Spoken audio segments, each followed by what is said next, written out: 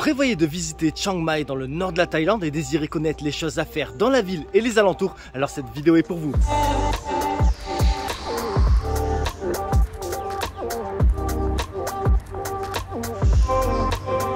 Salut les amis, c'est Monsieur Puss et aujourd'hui je suis à Chiang Mai dans le nord de la Thaïlande pour vous montrer les choses à faire dans la ville et les alentours. C'est parti, on commence directement au cœur de Chiang Mai, un temple qui a plus de 600 ans, qui a été victime d'un tremblement de terre. Je suis à Wat Chedi Luang et je dois prononcer ce nom horriblement. Bienvenue à Wat Chedi Luang. Alors pour commencer, pour accéder à ce complexe bouddhiste, il vous faudra payer l'entrée pour un montant de 50 bahts, ce qui fait plus ou moins 1,35 €. Une fois votre ticket en main, vous pouvez admirer le fameux temple de plus de 600 ans et dont une partie a été détruite par un tremblement de terre en 1545. Maintenant, comme je vous ai dit, c'est un complexe bouddhiste avec plusieurs temples à l'intérieur et qui valent d'être visités, comme celui-ci avec un Bouddha couché ou celui-là avec un imposant Bouddha assis, ou encore ce temple qui a pour triste particularité d'être interdit aux femmes. Mesdames, vous ne pouvez pas rentrer à l'intérieur. Mais femmes, je vous aime et Monsieur Puss est là pour vous le montrer. Et voilà le magnifique intérieur de ce temple, qui est d'ailleurs le premier temple que vous voyez quand vous arrivez. Ici, il y a énormément de peintures qui retracent notamment l'histoire de Wat Chedi.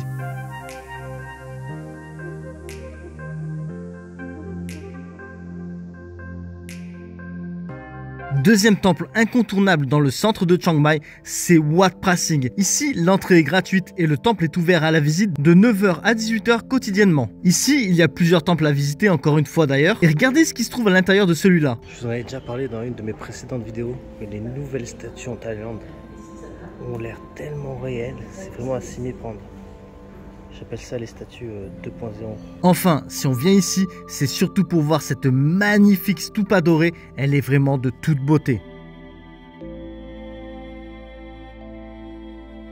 Troisième arrêt de cette vidéo, voici un temple que j'adore. C'est le temple d'argent qui s'appelle officiellement Wat Sri Suphan. Ici, tout le temple est en inox, tout le temple, d'où son surnom le temple d'argent. Et perso, je trouve ça magnifique, mais vraiment de toute beauté, regardez-moi ça. Le seul petit bémol, c'est que les femmes, encore une fois, ne peuvent pas rentrer à l'intérieur. Mais mesdames, vous le savez, Monsieur Puss est là pour vous. Allez, c'est cadeau, regardez, l'intérieur aussi est tout en inox, avec au fond un Bouddha doré. Là, c'est le plafond, encore une fois, vous n'êtes pas surpris, il est en inox. Pour information, l'entrée au temple d'argent est gratuite et le temple est ouvert à la visite de 6 h à 18 h. Allez, je reprends la route pour la prochaine destination et en chemin, je croise ce brave monsieur qui promène son coq normal. Maintenant, un incontournable à Chiang Mai, c'est Wat Pratat Doi Suthep.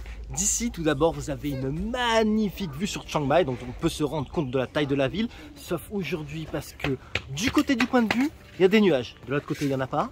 Et du côté du point de vue, je ne vais pas vous montrer grand-chose. Mais c'est pas grave, parce qu'ici, il y a un temple, mais de toute beauté, vraiment de toute beauté, je vous montre tout ça. Petite précision, pour accéder au point de vue et au temple, il y a un certain nombre de marches. En gros, si vous avez bien mangé au petit déjeuner, vous n'allez pas culpabiliser. Une fois en haut, bienvenue au temple de Doi Suthep, connu notamment pour sa belle stupa dorée au milieu du complexe bouddhiste. Ici, c'est une sorte de petit lieu de pèlerinage pour les Thaïlandais. D'ailleurs, les touristes se prennent aussi au jeu. C'est-à-dire que cette sorte de pèlerinage consiste à marcher tout autour de la stupa dorée, tout en lisant des prières bouddhistes. Donc vous l'avez compris, les Thaïs viennent notamment ici pour prier, mais aussi pour recevoir la bénédiction des moines. En plus de la stupa dorée, il y a d'autres lieux de culte magnifiques à ne pas manquer. Alors n'hésitez pas à vous promener dans le complexe de Doi Suthep.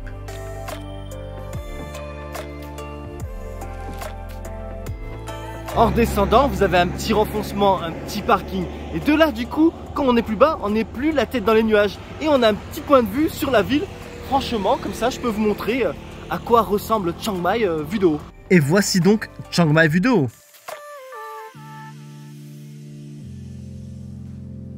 En redescendant de Doi Suthep sur le chemin, ne manquez pas Wat Palat. C'est un autre complexe bouddhiste qui allie des constructions anciennes, comme ces stupas de plusieurs centaines d'années, et des constructions bien plus récentes qui ne ressemblent d'ailleurs en rien à un temple, mais elles abritent plusieurs statues bouddhistes.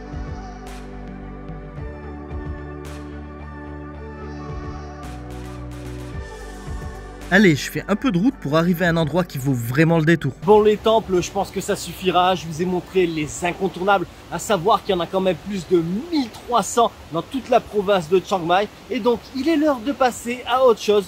je pense que vous entendez déjà qu'est-ce que je vais vous montrer.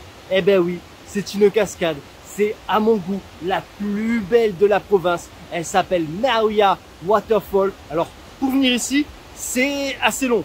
Elle est à environ 1h15, 1h30 de Chiang Mai, la ville de Chiang Mai. Et elle est dans un parc national. Donc il faut payer l'entrée. J'ai payé 300 bahts l'entrée par personne. Et mon véhicule, mon petit scooter, c'était 20 bahts. Maintenant, passons aux choses sérieuses. Je vous montre la cascade. Pour rappel, voici la cascade Maeya. Et pour info, elle est facile d'accès. Il vous suffit juste de marcher 600 mètres depuis le parking et le sentier est plus que correct. Ceci dit, je vous laisse profiter des images.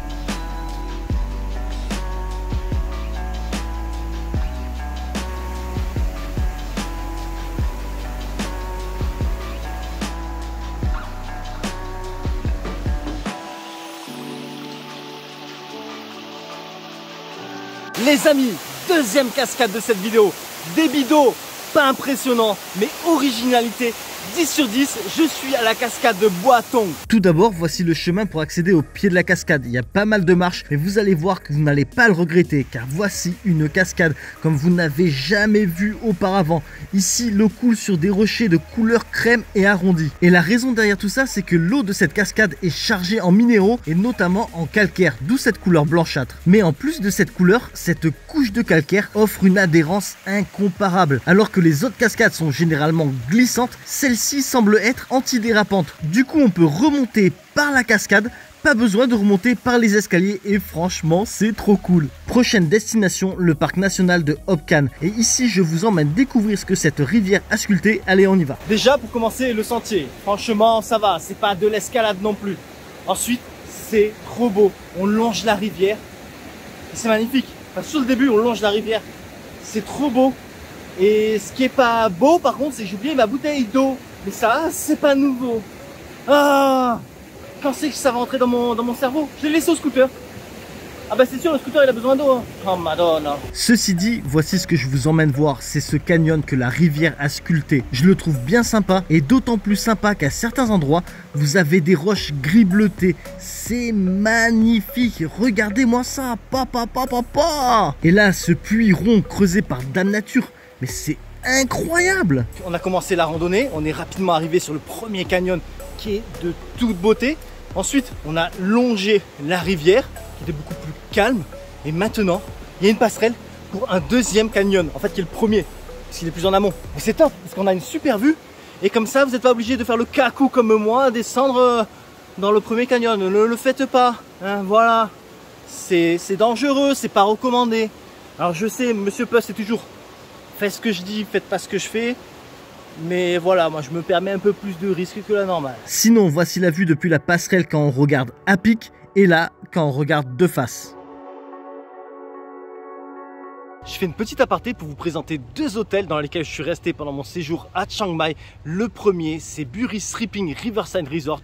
Ici, c'est un 5 étoiles au bord de la rivière. Vous allez voir, on commence avec une pépite. On commence par la piscine. Comme ça, vous voyez que vous êtes au bord de la rivière avec vue sur les montagnes. Maintenant, voici ma chambre. Elle fait 40 mètres carrés. Ici, j'ai celle avec 2 lits simples, mais elle est disponible avec un lit double. Dans la chambre, vous avez aussi la télé, un coin bureau. Vous avez de quoi vous faire du café ou du thé avec, entre autres, la machine Nespresso. Voici maintenant la salle de bain avec le toilette, le lavabo et la baignoire qui va bien, mais vous avez aussi une cabine de douche. Et enfin, vous avez un balcon avec vue sur la rivière. Pour finir, le matin, vous avez accès au buffet à volonté au petit déjeuner.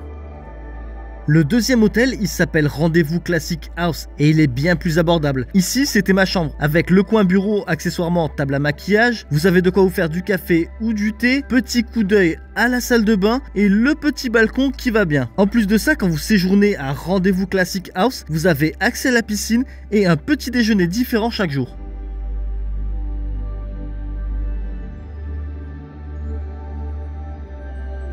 Aujourd'hui il fait pas super beau, même ce matin il pleuviotait, bon là ça va mieux. Et donc du coup je me suis trouvé, je vous ai trouvé quelque chose à faire quand il fait pas beau. Et donc je vous amène au Umbrella Making Center. Ici c'est génial, ils font des ombrelles et des parapluies de manière traditionnelle et à la main. C'est super intéressant à voir, c'est magnifique. Franchement Je vous le recommande vraiment cette activité quand vous venez à Chiang Mai. C'est donc génial de pouvoir découvrir comment ils font les ombrelles et les parapluies, et cela depuis le tout début de l'assemblage jusqu'à la peinture des motifs. Ça intéressera aussi bien les petits que les plus grands. Allez, je vous en dis pas plus et je vous laisse les images parler d'elles-mêmes.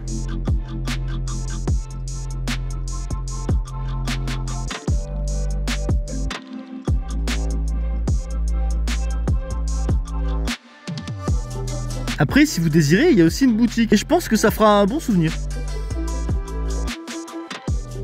Un truc super sympa à faire, ça se trouve à environ 50 minutes, 1 heure de Chiang Mai, ce sont les sources d'eau chaude. Ici, vous avez des geysers, vous avez des sources d'eau chaude qui sentent l'œuf pourri. Non, franchement, à part l'odeur, c'est sympa. Mais franchement, l'odeur, non, c'est juste quand vous vous rapprochez de certains bassins, mais franchement, c'est super sympa. Pour commencer, l'entrée vous coûtera 100 bahts par personne et ensuite vous avez accès aux geysers et aux sources d'eau chaude. Un truc sympa à faire quand vous venez à la source d'eau chaude, c'est s'acheter un petit panier d'œufs. Alors là, c'est un petit panier qui m'a coûté 50 bahts, ça fait environ 1,06 €. Il y a 6 œufs et donc vous prenez votre petit panier tout mimi, vous le mettez dans la source d'eau chaude et vous faites un œuf à la coque, un œuf dur, enfin comme vous voulez quoi. Franchement, je trouve ça top, c'est super sympa. Là, vous avez votre petit bassin où ils font arriver l'eau chaude des sources d'eau chaude. Et donc il y a les petits crochets, j'ai mon petit panier.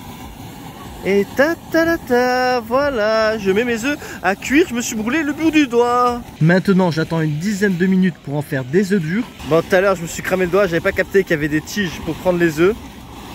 Et là, j'ai capté, croyez-moi. Voilà, je vais pas me brûler 10 fois. Et voilà, j'ai mes petits œufs. Une fois que vous avez pris vos œufs, faut les laver, faut les rincer en fait. Déjà pour les refroidir et pour les nettoyer du soufre, je ne sais quoi. J'ai décidé d'ouvrir mon œuf d'une manière particulière, c'est-à-dire j'ai enlevé juste le dessus, la première moitié de la coquille et je l'attaque avec la petite cuillère qui vous donne. J'ai tout le jaune. Sans surprise, ça a le goût de l'œuf. Après les œufs durs, vous pouvez aussi faire un bain d'eau chaude et cela vous coûtera 65 bahts, ce qui fait plus ou moins 1,75 €. Et là, c'est le bain d'eau chaude si vous êtes en groupe. C'est sympa, non ?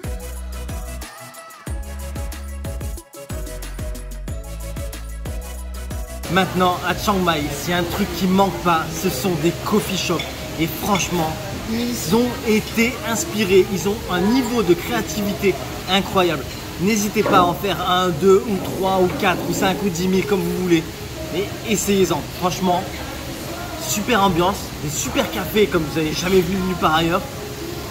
C'est aussi un truc à faire à Chiang Mai. Regardez celui-ci, il s'appelle Tarin Tara. Il est situé en pleine nature. Vous prenez votre café en terrasse, au bord de la rivière. Le cadre est magnifique. Les cafés sont bons et sortent de l'ordinaire. Et les gâteaux sont délicieux. Sinon, en ville, vous avez ce cocon de calme et sérénité. Il s'appelle Home Café. Ici, j'ai goûté à leur latte qui est top et à leur cappuccino glacé qui est sympa aussi. Et pour finir, je me suis aussi pris des brownies à la crème. Sympa, mais pas les meilleurs que j'ai mangés. J'aime bien aussi Café de Oasis. Ici, le coin pour s'asseoir en extérieur est super stylé. À l'intérieur, c'est aussi super stylé. Et on vous sert des cafés du futur, comme ce café à la limonade. D'ailleurs, en parlant de futur, voici le Café Mars. Là, vous êtes clairement dans le futur. Vous êtes dans une navette spatiale à apprécier votre café, mais vous pouvez aussi l'apprécier sur Mars. Je vous le dis. Vous êtes dans le futur dans ce café. Allez, retour sur Terre et dites-moi si vous avez vu l'écureuil sautiller sur les remparts. Enfin, ceci dit, revenons aux choses sérieuses. À Chiang Mai, il y a plein de marchés de nuit. Celui-ci s'appelle Wildlife Walking Street Night Market. Et ce marché-là, c'est uniquement le samedi. Et on y trouve de tout. Comme vous avez vu, il y a des vêtements, mais aussi des bijoux, des bibelots, des souvenirs. Et comme tout bon marché de nuit qui se respecte, on y trouve aussi de la street food en tout genre.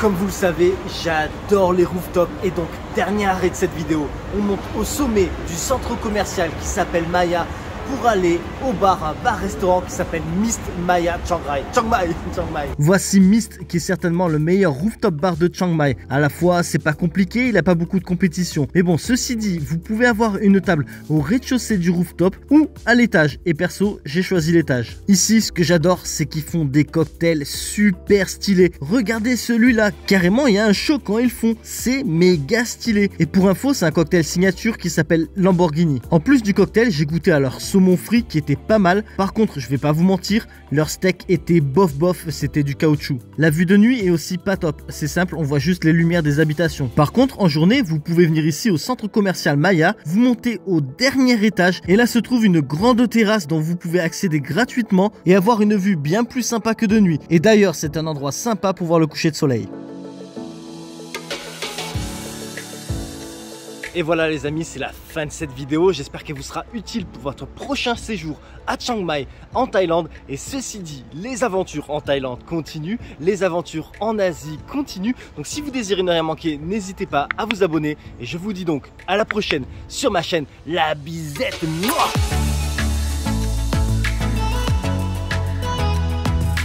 Je vous remercie d'avoir regardé ma vidéo et j'espère qu'elle vous sera utile pour votre prochain voyage. À bientôt.